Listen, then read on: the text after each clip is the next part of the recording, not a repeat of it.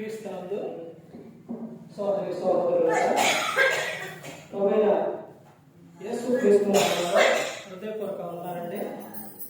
ముందుగా ఇంత మంచి సమయాన్ని ఇచ్చిన తండ్రి అయిన దేవునికి ప్రభువైన క్రీస్తు ద్వారా కృతజ్ఞతాస్తుతులు చెల్లిస్తున్నానండి.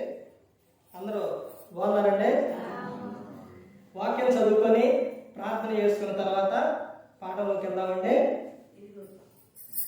మత్తయి గారు రాసిన సువార్త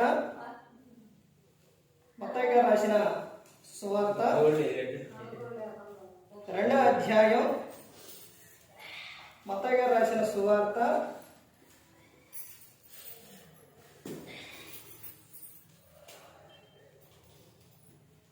2వ అధ్యాయం 1వ వచనం నుంచి, రాజైన హేరోదు దినముల యందు యూదయ దేశపు బెత్లెహేములో యేసు పుట్టిన పిమ్మట ఇదిగో తూర్పు దేశపు జ్ఞానులు యెరూషలేమునకు వచ్చి, యూదుల రాజుగా పుట్టినవాడు ఎక్కడనున్నాడు? తూర్పు దిక్కున మేము ఆయన నక్షత్రమును చూచి ఆయనను పూజింపవచ్చితమని చెప్పిరి. ప్రార్థన చేసుకున్నాం. పరలోకమందున్న మా తండ్రి, పరిశుద్ధ ప్రేమ గల తండ్రి, గొప్ప తండ్రి, యెహోవా తండ్రి, అయా నీ ప్రియకుమారుడు యేసు క్రీస్తు ప్రభువు ద్వారా కృతజ్ఞతాస్తుతులు చెల్లిస్తున్నాము ఆయన. కూడికంతట్లో మీరే నడిపించండి ఆయన. వాక్యం బోధించుండగా వినువారు తండ్రి మంచి తిని వాక్యానుసారం నడిచే భాగ్యం దయచేయండి. వాక్యం బోధించుండగా ఈ లోక సంబంధమైన జ్ఞానంతో కాకుండా నీ జ్ఞానంతో మాట్లాడే భాగ్యం దయచేస్తారని మా ప్రభువైన యేసుక్రీస్తు నామమున వేడుకుంటున్నాం తండ్రి. ఆమేన్.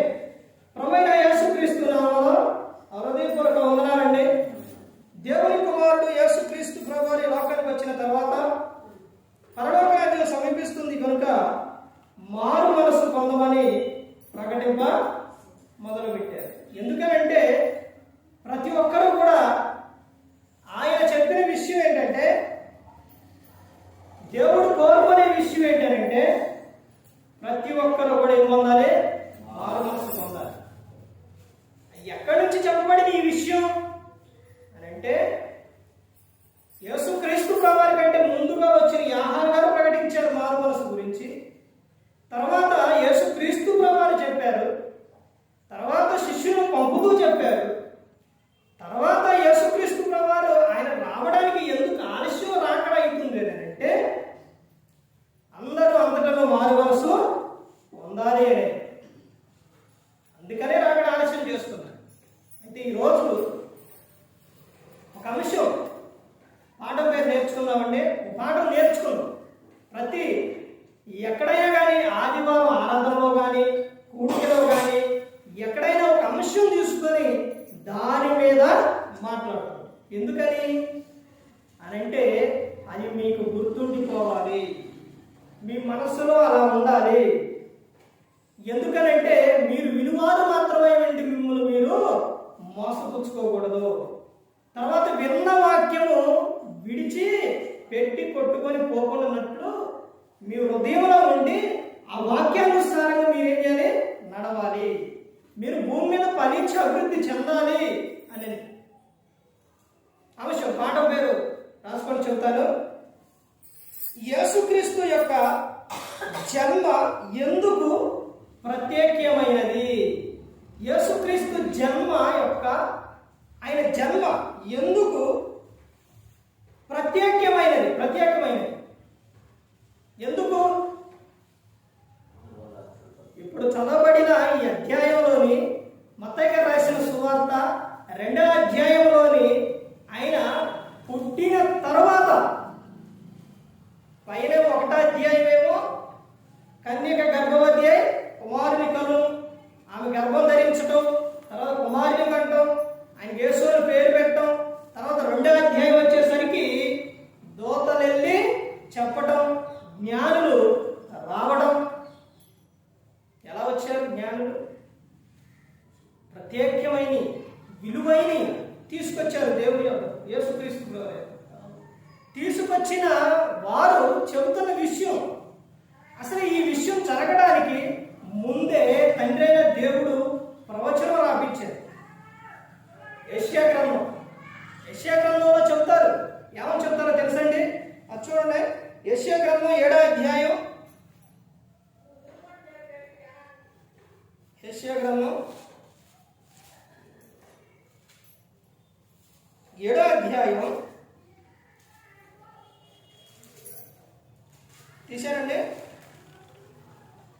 యెషయా గ్రంథం 7వ అధ్యాయం 14వ వచనం. కాబట్టి ప్రభు తానే ఒక సూచన మీకు చూపును, ఆలకించుడి.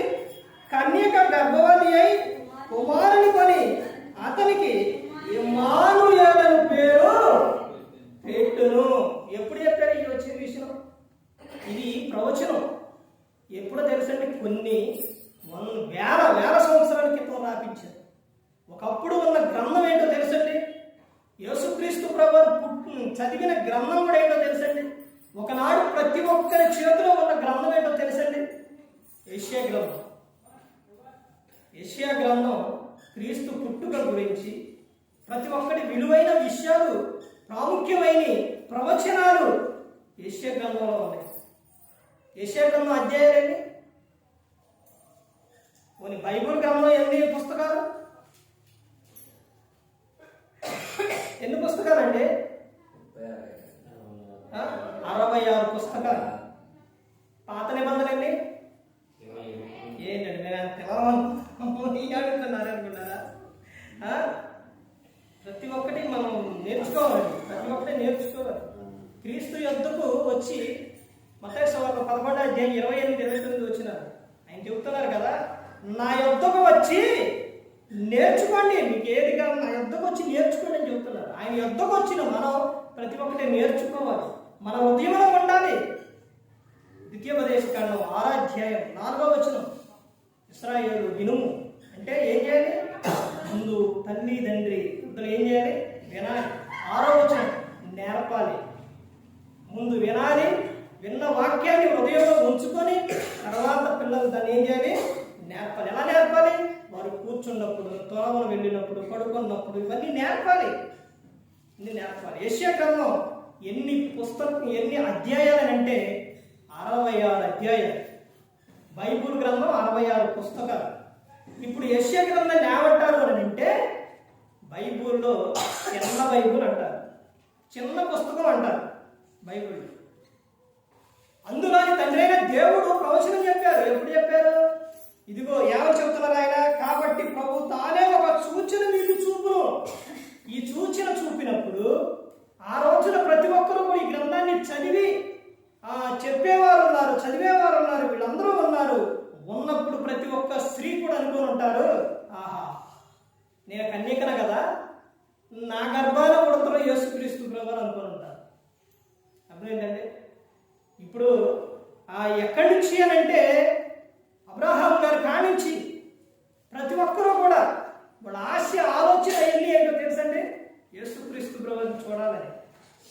ఆ టైంలో వస్త్రం పుడతారు, వస్త్రం అనే ఆలోచన కలిగి ఉన్నారు వాళ్ళందరూ కూడా. కానీ ఆ సమయంలో రాలా. వాళ్ళు ఎన్నో ఆశలు పెట్టుకున్నారు. ఈ ప్రవచనాలు చూసి వస్తారా, ఇప్పుడు వస్తారా, ఇప్పుడు వస్తారా, ఈ విషయాలు ఎక్కడున్నాయి? హెబ్రీ రాసిన పత్రిక 11వ అధ్యాయం మొత్తం చూస్తే విశ్వాసుల జాబితా అక్కడ ఉండింది. వాళ్ళందరూ ప్రతి ఒక్కరు ఒక కలిగి ఉన్న కోరిక. నీలో ఉన్న కోరిక ఎన్ని సంవత్సరాలు ఎదురు చూశారో తెలుసండి? అసలు క్రీస్తుని గురించి చెబితే అలా ఆలోచనలో పడిపోయారు. అలా ఆలోచిస్తూ బ్రతికిపోయారు క్రీస్తుని గురించి. పుడతారు, వస్త్రం అని వచ్చారప్పుడు రాలేదు. అప్పుడు ఆత్మస్వరూపిగా వచ్చారు. కానీ తర్వాత యేసుక్రీస్తు ప్రభు వచ్చింది ఎప్పుడు అని అంటే కొత్త నిబంధన వచ్చిన తర్వాత ఆయన వచ్చారు. ప్రవచనాలు అప్పుడు చెప్పారు. కొత్త నిబంధనలో ఏమైంది? నెరవేర్పు అనేది జరిగింది. ఎంతో మంది ఎదురు చూశారు. కానీ ఆ అవకాశం ఎవరికి వచ్చింది? యేసుక్రీస్తు ప్రభువారిని కానీ పెంచి అవకాశం ఎవరికి వచ్చింది? మరియమ్మ గారికి వచ్చింది. ఆమెకు వచ్చినప్పుడు కన్యక గర్భవతి కుమారుని కన్ను అని ఇవి చెప్పిన విషయం ఆమె దగ్గరకు వచ్చి దూత వచ్చి చెప్పినప్పుడు ఒక స్త్రీ పురుషుణ్ణి ఎరగకుండా కన్యకగా ఉండి గర్భవతిగా ఉంటే అప్పటికి ప్రధానమే అయింది. ఇప్పుడు ఎన్ని ఆలోచనలు వచ్చుంటే ఆమె ఉడుకుపడింది. వామ్మో, ఇప్పుడు నేను గర్భవతిగా ఉంటే ఎన్ని పరిస్థితులు వస్తాయి తెలుసండి. ఇశ్రాయేలు దేశంలోనే అక్కడ చట్టాలేంటో తెలుసండి. అక్కడ చట్టాలేంటో తెలుసా? చట్టాలు భయంకరంగా ఉంటాయి. మనకాడలాగా కాదు. అక్కడ ఎంత భయంకరంగా ఉంటాయి అంటే చట్టాలు తప్పు చేస్తే జరిగే విషయాలు ప్రతి ఒక్కడే కూడా ఎలా ఉంటాయి అంటే చాలా భయంకరంగా ఉంటాయి అన్నమాట. అక్కడ స్త్రీ తప్పు చేసిందనంటే ఆ రాళ్ళు రువ్వి కొట్టి చంపేస్తారు, నిందిస్తారు. ఎన్నో బాధలు, ఎన్నెన్నో ఇవన్నీ కూడా ఆమె నెలలో నిండుతున్నప్పుడు ఆమెను ఎంతో మంది నిందించుంటారు. అయినా కానీ అవన్నీ భరించింది. ఎందుకు? రక్షకుడికి జన్మ ఇస్తుంది కాబట్టి. ఆయన జన్మ ఎందుకు ప్రత్యక్షమైనది అని అంటే యేసుక్రీస్తు కన్యకు జన్మించినాడు కాబట్టి ఆయన జన్మ ప్రత్యక్షమైనది. మొట్టమొదటి అంటే ఆయన పాపం వల్ల రాలా, పరిశుద్ధాత్మ ద్వారా ఆయన ఈ లోకానికి వచ్చి ఉన్నారు. తర్వాత ఆయన చదవబడిన విషయంలో మత్తయి గారు రాసిన సువార్త 2వ అధ్యాయం 1-2 వచనాల్లో ఆయన జన్మ ప్రత్యక్షమైనది. ఎందుకనంటే యేసుక్రీస్తు రాజుగా పుట్టాడు కాబట్టి ఆయన జన్మ ప్రత్యక్షమైనది. ఎలా పుట్టాడు? ఆయన పుట్టిన విధానం, ఆయన జన్మించిన విధానం అవన్నీ కూడా ఎలాంటి స్థితి అంటే అదిగా చాలా బాధాకరమైన విషయం. ఆయన జన్మ అయ్యి ఎందుకు జరిగింది అలాగా? ఎందుకనంటే ఒక విషయం గమనించండి. ఇప్పుడు ఊరు ఉన్నాయి, ఆ ఊరిలోనే ఎవరన్నా వెళ్తున్నారు అనుకోండి, గబుక్కునంటే ఒకసారి ఆలోచించండి. ప్రతి ఒక్కరికి కూడా ఒక ఆలోచన అనేది రావాలి, ఆలోచించాలి. ఆలోచన ఎక్కడో ఉండకూడదు, ఆలోచన ఇక్కడే ఉండాలి. అప్పుడే నీకు వాక్యం అర్థమవుతుంది. అసలు వాక్యం అర్థం అవ్వాలంటే చదవాలి, ధ్యానించాలి, పరిశోధించాలి. ఇలా చేయకుండా నీకు వాక్యం అర్థం అవ్వదు. ఇప్పుడు ఈ ఊరు ఉంది, ఈ ఊర్లో ఎవరైనా నీకు నుంచి వెళ్తున్నారు, గబుక్కునంట ఎవరైనా పొరపాటున పడ్డారనుకోండి. ఇప్పుడు ఆ పడ్డ వారిని వారే పక్కన ఇంకొక మనిషి ఉండి వారిని పక్కన ఉన్న సత్రంలో తీసుకుపోయి కట్లు కట్టి లేకపోతే ఏదన్నా మంచిని తాగి చేయని చేస్తున్నారు అనుకోండి, ఎవరు లేరనుకోండి. కారణం ఏంటంటారు? ఈ ఊరి వారే అనుకోండి, పొరుగురు వారే అనుకోండి, ఎవరైనా కానీ పక్కన ఇళ్ళు ఉన్నాయి, అన్నీ ఉన్నాయి, కానీ ఎవరు కూడా సహాయం చేయటం రావటం. ఎందుకనంటారు? ఇక్కడ జరిగిన విషయం ఏంటో తెలుసండి. ఆమె పశువుల తొట్టులో కరోనా పెట్టిందండి యేసుక్రీస్తు వారిని. అది ఊరు కాదా? ఇళ్ళు లేవా? అవన్నీ ఉన్నాయి. కానీ ఎందుకనంటే ఆమెకు ఏమివ్వలేదు, స్థలం ఇవ్వలేదు. చూశారంటే ఏ విధంగా ఉన్నారు? ఎవరు స్థలం ఇవ్వలేదు.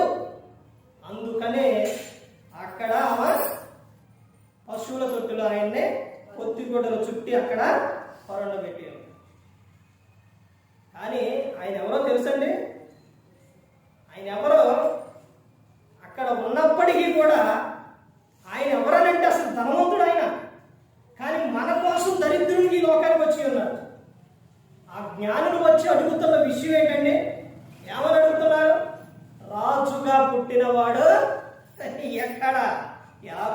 నువ్వు ప్లేస్ అయినంత మాత్రాన, నువ్వు చేర్చుకున్నంత మాత్రాన ఆయన స్థానం ఏమైనా తగ్గిపోయిద్దా?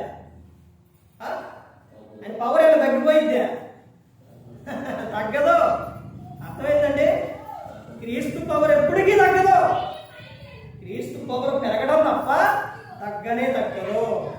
ఎవరైనా సరే భూమి మీద ప్రతి ఒక్కరూ కూడా తెలుసుకోవాల్సింది ఆయన యొద్దకు రావాల్సినదే. ఎందుకంటే ఆయన అంతగా తగ్గించుకున్నారు కాబట్టి దేవుడు హెచ్చించుడు. పిలిపిలి రాసిన పత్రిక 2వ అధ్యాయంలో ఉంటుంది. ఒక వ్యక్తి ఈ రోజున ఉదయం వచ్చేటప్పుడు వాహనం మీద తర్వాత ఎక్కడికి వెళ్తున్నారు అంటే నేను ఇలా లేరు కదా ఇది వేసుకున్నా.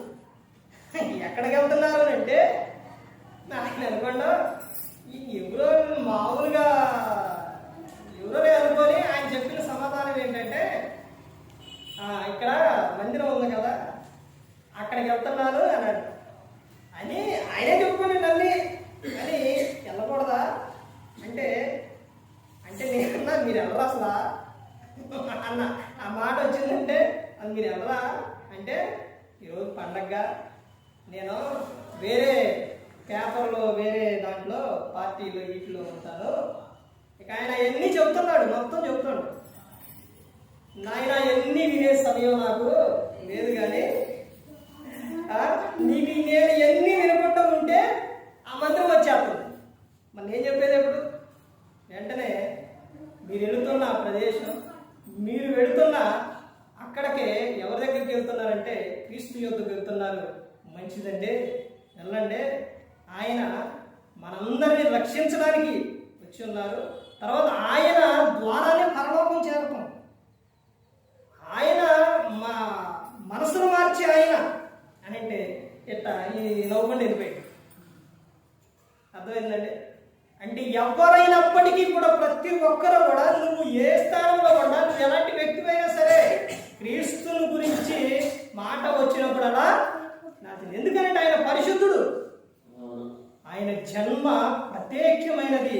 ఎందుకనంటే ఆయన ఎవరో రాజు. అనేక సందర్భాల్లో ఆయన గురించి రాజు అని చెప్పిన వారు ఉన్నారు, ఆయనే చెప్పిన సందర్భాలు కూడా ఉన్నాయి. యోహాను సువార్త పిలాతు అడుగుతాడు, నువ్వు రాజువా? అవును, నేనెవరో రాజునే, నువ్వు అన్నట్టు రాజునే. నేను ఎందుకు పుట్టానో తెలుసా? ఆయన ఎందుకు వచ్చారో తెలుసా? సత్యమును గూర్చి సాక్ష్యం వేయడానికి ఈ లోకానికి వచ్చి ఉన్నారు. నేను రాజునే అని చెప్తాను. వీళ్ళు వచ్చి హేరోదు దగ్గరకు వచ్చి జ్ఞానులు అడుగుతున్న విషయం, ఒక రాజు దగ్గరికి వచ్చి రాజుగా పుట్టిన వాడు ఎక్కడంటే ఆయనకి ఎలా ఉంటుంది? బాగా ఇక మామూలుగా లేదనమాట. అంటే ఏంటి? నేను రాజుని కదా, మళ్ళీ రాజు పుట్టిండా అంటే రాజు పుట్టిండా నేనున్నగా అని ఆయనకు అర్థం అవ్వక అక్కడ మరి నేను ఎందుకు రాడాలన్నా ఇక అన్నీ ఇది జరిగేది కాదులే కానీ అని ఆయన ఏం చేస్తారంటే ఏమని చెబుతారంటే అక్కడ అధ్యాయం మొత్తం చదివితే మీరు వెళ్ళి ఆయన చూసి మరలా వచ్చి నాకు చెప్పాడు. ఎందుకు? అధ్యాయంలోనే ఉంటుంది. ఎందుకో తెలుసండి, ఆయనను సంహరించడానికి, ఆయన లేకుండా చేయడానికి. ఈ దూతం వీళ్ళు వెళ్ళి చూసిన తర్వాత మరలా దూతం వచ్చి వేరే మార్గంలో మీరు వెళ్ళిపోండి, హేరోదు మిమ్మల్ని చంపాలి అని, అంటే ఆ శిష్యుని చంపాలని చూస్తున్నాడు, వేరే మార్గంలో వెళ్ళిపోమని దూతలో చెప్పడం. తర్వాత వాడు అక్కడి నుంచి వేరే మార్గంలో వెళ్ళిపోయాడు. అంటే యేసుక్రీస్తు ప్రభువు జన్మ ఎందుకు ప్రత్యక్షమైనది అని అంటే ఆయన మొట్టమొదటిగా ఏంటి? కన్యక గర్భమున జన్మించిన. తర్వాత రెండో విషయం ఏంటంటే ఆయన రాజుగా పుట్టిన. ఆయన జన్మ ఇంకా ప్రత్యక్షమైనదే. ఇంకా చూడండి, ఇంకా ముందుకెళ్తే చూడండి, ఇంకా ఏమని చెప్తున్నారా? మత్తయి సువార్త 1వ అధ్యాయం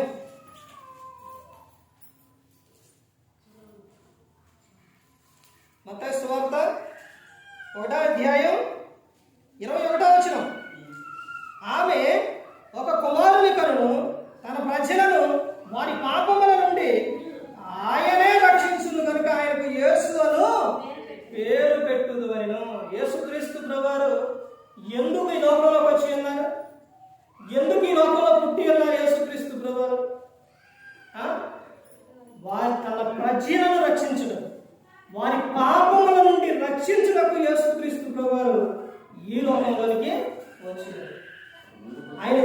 ప్రత్యక్షమైనది ఎందుకనంటే యేసుక్రీస్తు రక్షకుడుగా పుట్టాడు కాబట్టి ఆయన జన్మ ప్రత్యక్షమైనది.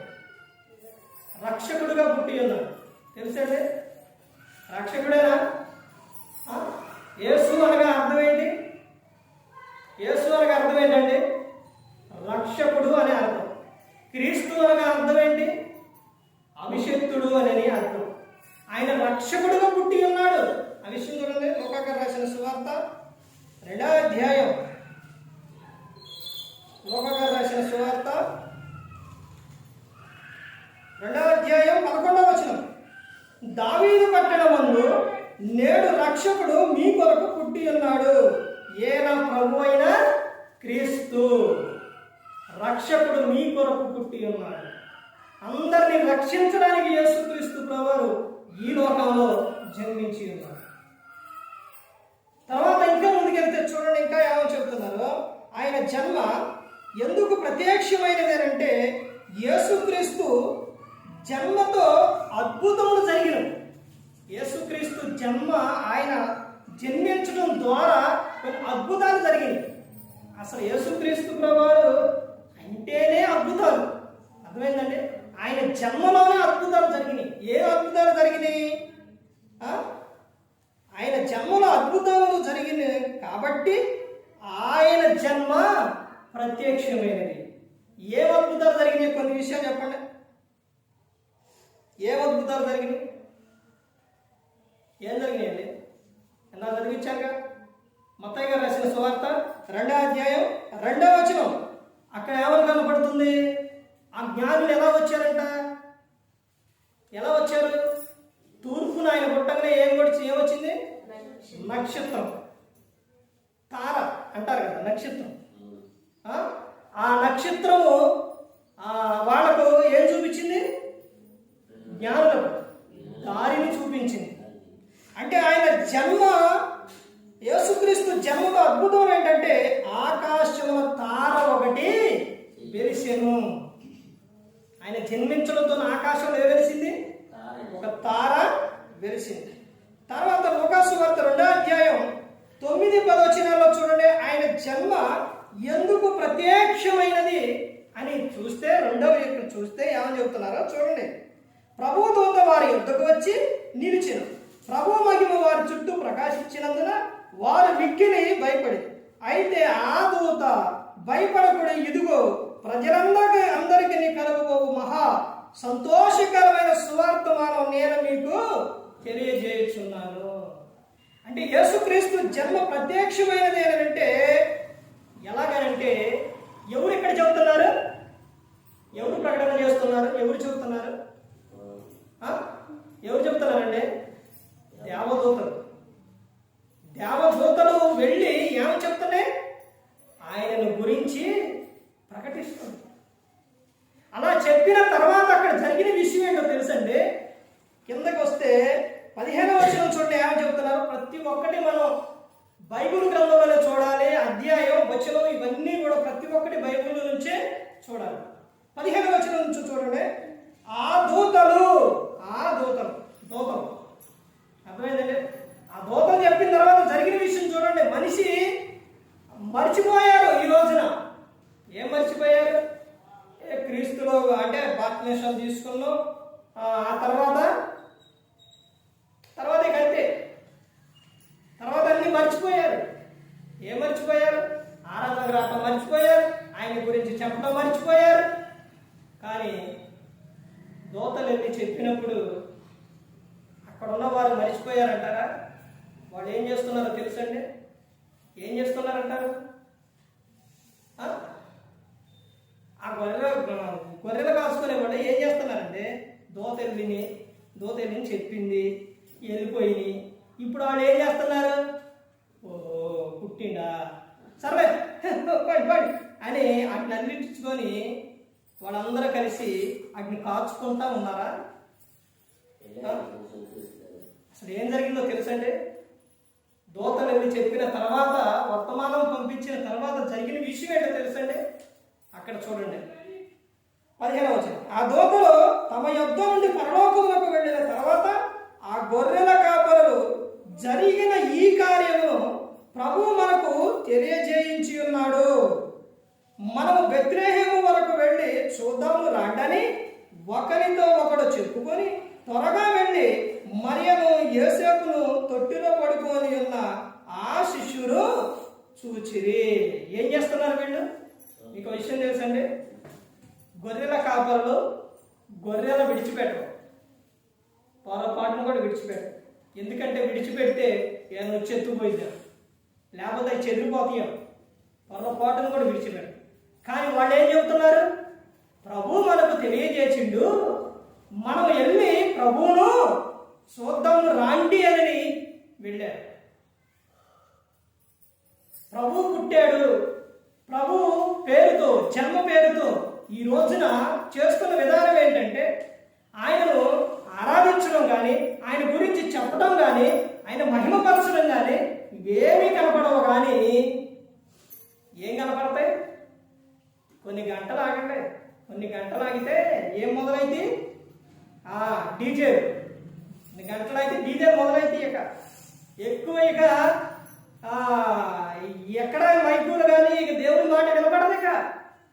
ఇక మొత్తం ఏమి ఇక ఎగరటమే అరవటమే ఇక పిల్లాళ్ళతో వేయటం, తర్వాత పెద్దోడు వేయటం, తర్వాత అసలు కొద్దుగన్నా ఇది ఉండాలిగా.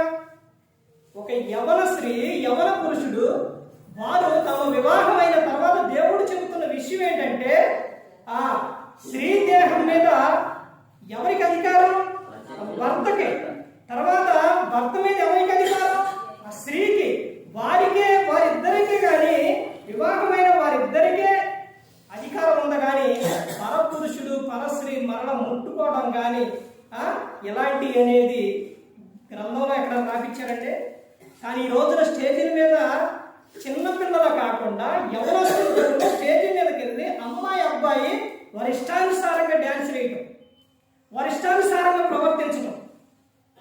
క్రీస్తు పుట్టిండని ఆయన క్రీస్తు పుట్టిండు, కానీ ఆ కార్యక్రమంలో పండగ క్రిస్మస్ పేరుతో చేస్తున్న విధానం ఏంటంటే అంతా కూడా అల్లరి. ఎక్కువ కనబడుతున్న విధానం ఏంటంటే క్రీస్తుని మహిమపరచడం లేదు, అంతా కూడా అల్లరి. ఏంటంటే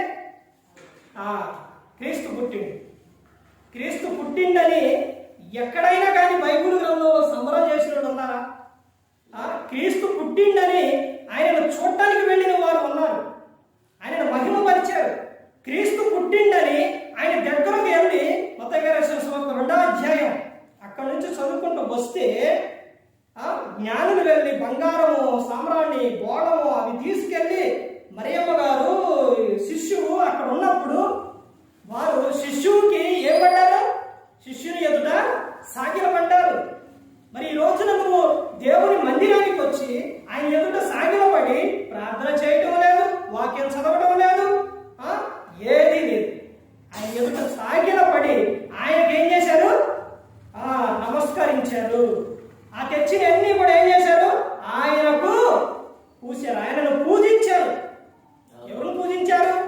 యేసు క్రీస్తు ప్రభువుని పూజించారు. మరియమ్మ గారిని కాదు, అదిని కాదండి, యేసు క్రీస్తు ప్రభువుని పూజించారు. యేసు క్రీస్తు ప్రభువు పూజార్హుడు, పూజకు అర్హుడు. ఆయనను మహిమపరిచారు. కానీ ఎక్కడైనా కానీ డ్యాన్స్ వేసినట్టు కానీ, లేక కేకలు పెట్టినట్టు కానీ, లేకపోతే అలాంటి ఎక్కడ కనబడదా మరి. కానీ ఈ రోజున అనేకమైన చోట్ల కొన్ని ప్రాంతాలలో అయితే చర్చిని ముందే చేస్తారు. ఇవన్నీ కూడా చర్చిని ముందే స్టేజీని కట్టాలి, చర్చిని ముందే ఎగరటాలు. ఇవన్నీ ఏంటి? మళ్ళీ అక్కడ పెట్టే పాటలు ఏంటి? సినిమా పాటలు, అల్లరితో కూడిన ఆట పాట. అవి దేవునికి ఇష్టమైనవా? దేవుడు సమాధానానికి కర్త, కానీ అల్లరికి కర్త ఆయన కాడు. అల్లరికి కర్త కాడు. కానీ ఈ రోజున క్రీస్తు పుట్టుక పేరుతో చేస్తున్న విధానం ఏంటంటే అంతా కూడా అల్లరి. వీళ్ళు ఎక్కడికి వెళ్ళారు? యేసు క్రీస్తు ప్రభువుని చూడడానికి బెత్లెహేముకు వెళ్ళి వెళ్ళారు. ఆయన జన్మ ప్రత్యక్షమైనది, చాలా విలువైనది. యేసుక్రీస్తు ప్రభువు జన్మ. తర్వాత ఇంకా ఆయన చెప్తున్న విషయం ఏంటంటే మత్తయి గారు రాసిన సువార్త 2:1-2 తూర్పు దేశపు జ్ఞానులు యేసుక్రీస్తు యొక్క జన్మను గుర్తించారు. ఏం చేశారంటే వాళ్ళు ఆయన జన్మను గుర్తించారు, తూర్పు దేశపు జ్ఞానులు. అందుకే ఆయన జన్మ చాలా ప్రత్యేకమైనది, యేసుక్రీస్తు ప్రభువారు జన్మ. కానీ ఈ రోజున ఆయన జన్మకు, ఆయన పుట్టినందుకు అసలు విలువే లేకుండా చేస్తున్నారు ప్రజలు. కానీ మనిషి కోరుకుంటుంది ఏంటంటే ఆ లోక సంబంధంగా చేయాలి, దేవునిని మహిమపరిచే విధంగా కాదు, దేవునికి ఘనత తెచ్చే విధంగా కాదు. అలా జీవిస్తే దేవుడు చెబుతున్న విషయం ఏంటో తెలుసండి, ఈ రోజున నువ్వు నీ ఇష్టానుసారంగా జీవించవచ్చు, నీ ఇష్టానుసారంగా చేయొచ్చు. కానీ ఒకటో అంటూ ఉన్నది, ఒక రోజు అనేది ఉంది. ఏంటో తెలుసండి, మాటలాడితేనే ఊగిపోదు, మాట్లాడితేనే. మత్తయి గారు రాసిన సువార్త 12వ అధ్యాయంలో ఉంటుంది. ఏమంటుందో తెలుసండి, మనుషులు పలుకు వ్యర్థమైన ప్రతి మాటను గురించి విమర్శ దినమున లెక్క చెప్పవలసి ఉన్నది. విమర్శ దినమున లెక్క చెప్పాలి. క్రీస్తు న్యాయపీఠం ఎదుట నిలబడ్డప్పుడు నీ దేహంతో జరిగించిన దానికి అవి మంచివైనా సరే చెడ్డవైనా సరే నువ్వేం చెప్పాలి, లెక్క చెప్పవలసి ఉన్నది. అంటే మాటలాడిన లెక్క చెప్పాలి, నువ్వు దేహంతో చేసిన పనికి కూడా లెక్క చెప్పాలి. మరి ఈ రోజున నువ్వు చేస్తున్న పని ఏంటి? ఈ రోజున నువ్వు ఏ విధంగా ఉన్నావు? దేవుని ఆరాధన మానేసి, లేకపోతే నువ్వు ఇష్టానుసారంగా నువ్వు తిరిగేస్తున్నావంటే, క్రీస్తులోనికి వచ్చి నువ్వు నీ ఇష్టానుసారంగా జీవిస్తే దేవునికి ఏం చెప్పాలో తెలుసా, లెక్క చెప్పవలసి ఉన్నది. అది ప్రతి ఒక్కరు కూడా గమనించుకోవాలి, ప్రతి ఒక్కరు కూడా తెలుసుకోవాలి. యేసుక్రీస్తు ప్రభువారి జన్మ ప్రత్యక్షమైనది. ఆయన పుట్టినప్పుడు ఏం జరిగినాయి? అద్భుతాలు జరిగినాయి. ఆయన చనిపోయినప్పుడు కూడా ఏం జరిగినాయి అండి? ఏం జరిగినాయి?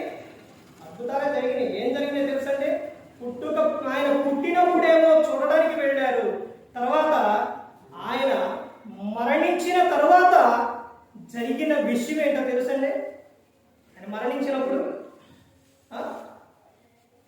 దేవాలయపు తెర ఏమైపోయింది, మధ్యకు చినిగిపోయింది, కొండలో బద్దలైపోయినాయి, సమాధులు తెరవబడ్డాయి.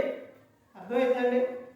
యేసుక్రీస్తు ప్రభువారు అంటే ఏదో చాలా మంది అనుకుంటారు ఆయన ప్రేమమయుడు, కరుణామయుడు, దయామయుడు అని చాలా మంది అనుకుంటారు. అవన్నీ కూడా ఎప్పుడో తెలుసండి, నీ దేహంలో ఆత్మ ఉన్నంతసేపే. కరుణామయుడు, దయామయుడు, ప్రేమమయుడు, రక్షకుడు. ఆ తర్వాత నీ దేహంలో నుంచి ఆత్మ ఎప్పుడైతే బయటికి వస్తుందో ఆ తర్వాత రక్షకుడే శిక్షకుడైతురు. ఆయన చెబుతున్న విషయం ఏంటో తెలుసండి, ఇదిగో నేను నీతోనే ఉంటాను, మీతోనే ఉంటాను, మీరు ఏదన్నా మీతోనే ఉంటాను. ఆయనే చెప్పారు. ఏమని తెలుసండి, మనిషి కుమారుడికి విరోధముగా మాట్లాడేవానికైనా పాపక్షమాపణ కలుగును, కానీ పరిశుద్ధాత్మను దేవుడిని దూషించువానికి ఈ యుగమందని రాబో యుగమందని పాపక్షమాపణ లేదు అని చెప్తారు. యేసుక్రీస్తు ప్రభువారు అంటే చాలా మంది చులకనైపోయింది, ఏమంటుండ అనుకున్నారు. కానీ ఆత్మను దేహమును రెండింటిని కలిపి ఎక్కడ పడేస్తారో, నరకంలో పడేస్తారు. అందుకని ప్రతి ఒక్కరు కూడా జాగ్రత్త కలిగి ఉండాలి. యేసుక్రీస్తు ప్రభువారు ఈ లోకంలో జన్మించటం వలన, ఈ లోకానికి రావడం వలన అందరికీ, ప్రతి ఒక్కరికి ఏమొచ్చింది? రక్షణ వచ్చింది. రక్షణను నువ్వు, ఆ రక్షణ విషయంలో నువ్వు ఎంత జాగ్రత్త కలిగి ఉండాలో తెలుసండి. ప్రతి ఒక్క విషయంలో నువ్వు తీసుకున్న రక్షణ విషయంలో చాలా జాగ్రత్త కలిగి ఉండాలి.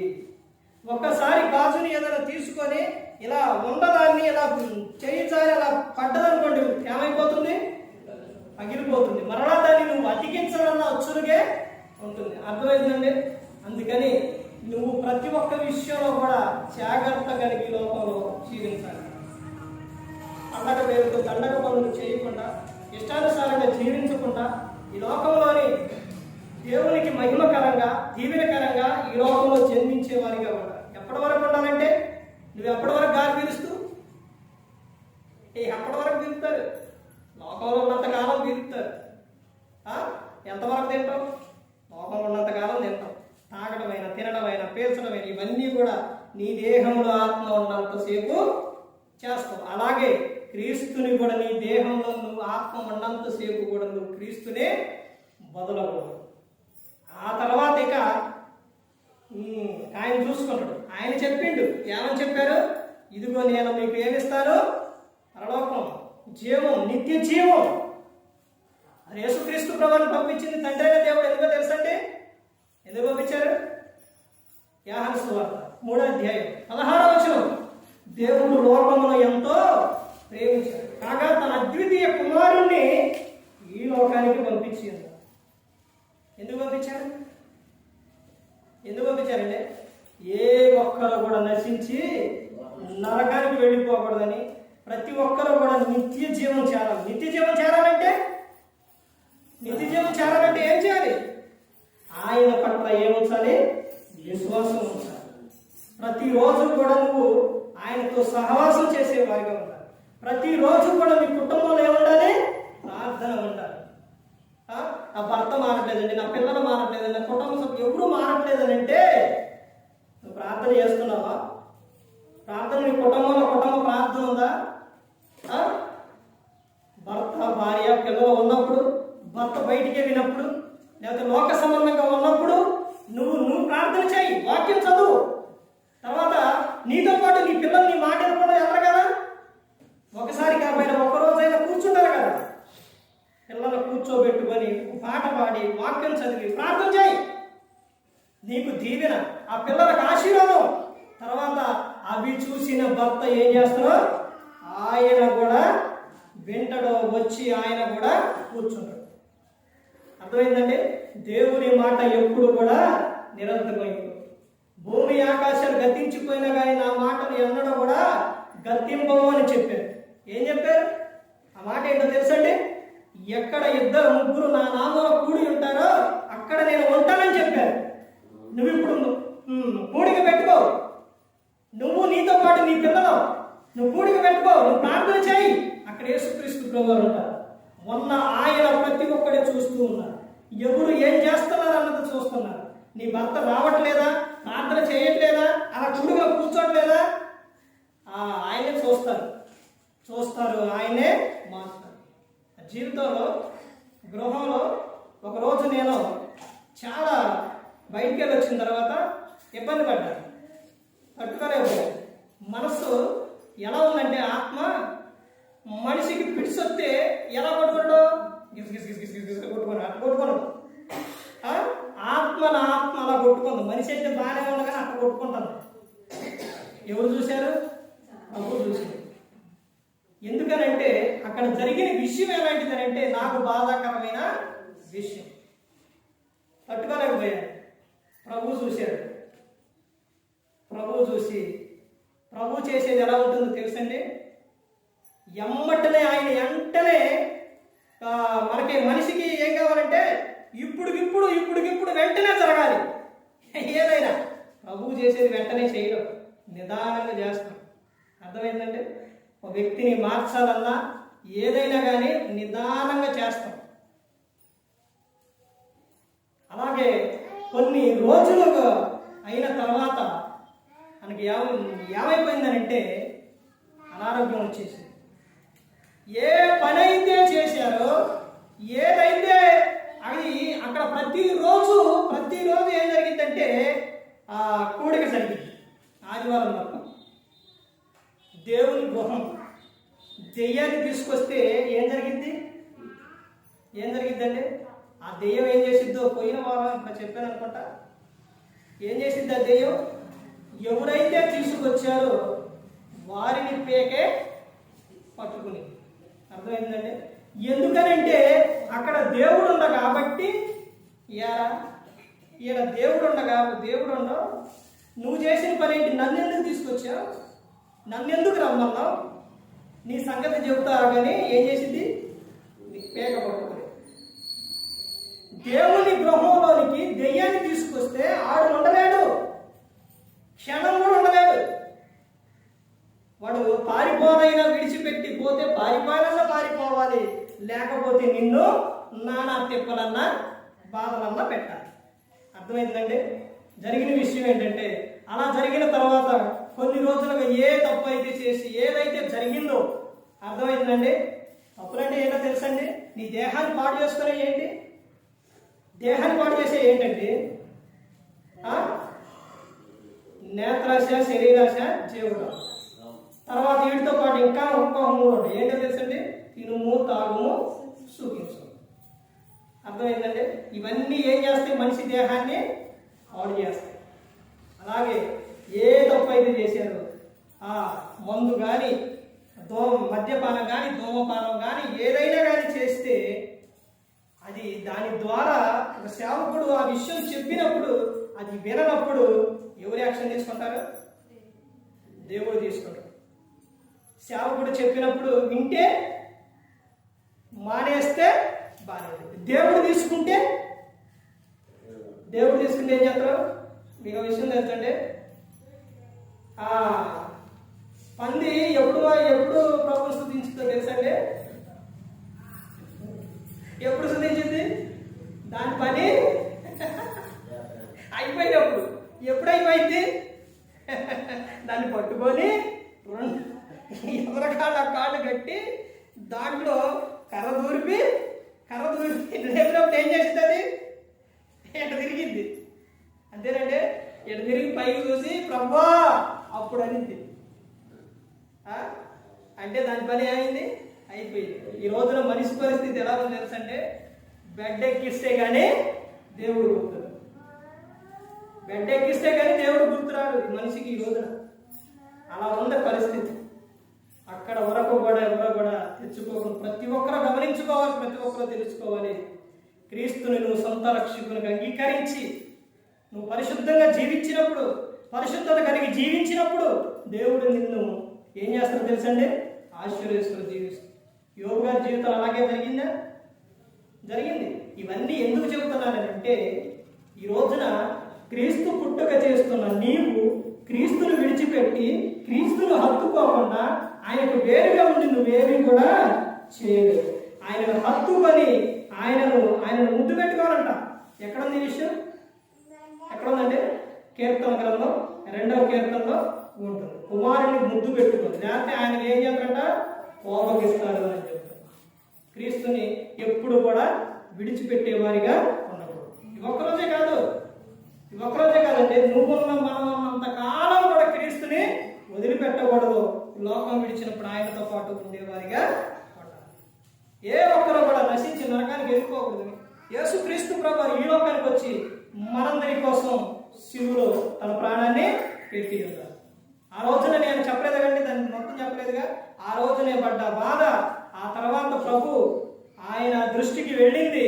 ఆ తర్వాత ఆయనకు ఏదైతే చేశారో, ఇప్పుడు హాస్పిటల్కి వెళ్ళి అది కన్నా మరలా ముట్టితే దోమపాలు, ముట్టితే మరలాయిగా అయిపోయినాయి. అర్థమైందండి? ఎక్కడ చెప్పించాలో, ఎక్కడ ఎవరితో మాట్లాడించాలో, ఎవరు చెబితే వింటారో దేవునికి తెలుసు. ఆయన ఆ విధంగా చేస్తాడు. ఎందుకనంటే మన మీద కక్ష, మనకి ఏదో తగ్గో కాదు, మనం అంటే ఇష్టం, మనం ప్రేమించారు కాబట్టి. అర్థమైందంటే ఎప్పుడు కూడా ఆయన విడిచిపెట్టుకోండి. ప్రతిరోజు ఒకటి గుర్తు పెట్టుకోండి, మీ కుటుంబంలో కుటుంబ ప్రార్థన పెట్టుకోండి. కుటుంబ ప్రార్థన ఉంటే ఆయన నుంచి దెయ్యంగా పారిపోతుంది అపవాది. అర్థమైందండి? ఈ కుటుంబం అంతా దీవించు. మా గృహంలో అలాగే జరుగుతుంది ప్రార్థన. ఇప్పుడు అందరూ కూడా ప్రతి ఒక్కరు కూడా ఏమయ్యారు? క్రీస్తుని అంగీకరించారు. ప్రతి ఒక్కరు కూడా ఆశీర్వాదకరంగా ఉండాలని దేవుడు కోరుకున్నారు. అవునంటే ఇది నా మాట. ఎక్కడుంది ఈ మాట? యోహాను సువార్త 15వ అధ్యాయం 7, 8, 9 వచనం. అర్థమైందండి? మీరు బహుగా ఫలించాలి. మొదటి యోహాను పత్రిక, అక్కడ మొదటి యోహాను రాసిన పత్రికలో చెబుతారు కదా, ప్రియుడా నువ్వు ఆత్మలో వర్ధిల్లుచున్న ప్రకారం సౌఖ్యంగా నువ్వేమవ్వాలి? అన్ని విషయాలు నువ్వేవాలి, వర్ధిల్లాలి. అన్ని విషయాలు.